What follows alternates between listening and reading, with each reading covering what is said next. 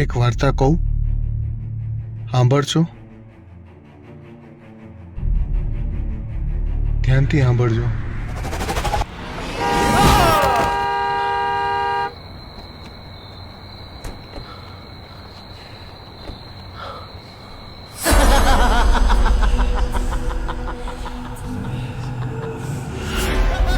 વર્ષો પહેલા આ જગ્યા ઉપર એક ભૂતનો વાસ હતો, એટલે જ અહીંયા જતા બધા ડરે છે.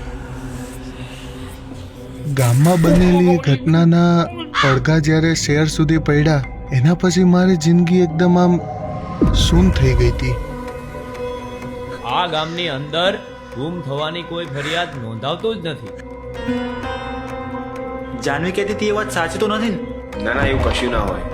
એવું લાગ્યું કે જાણે એ ઘટના બાદ જિંદગી અનેક જવાબ માગી રહી છે.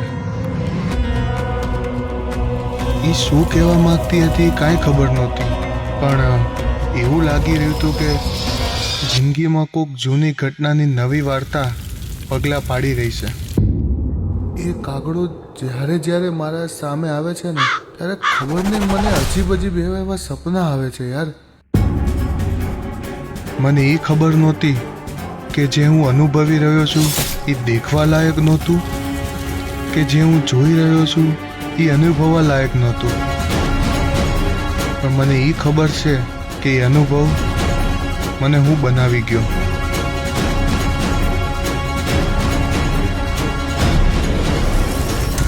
એક વાર્તા સાંભળશો? એ અનુભવ મને બનાવી ગયો.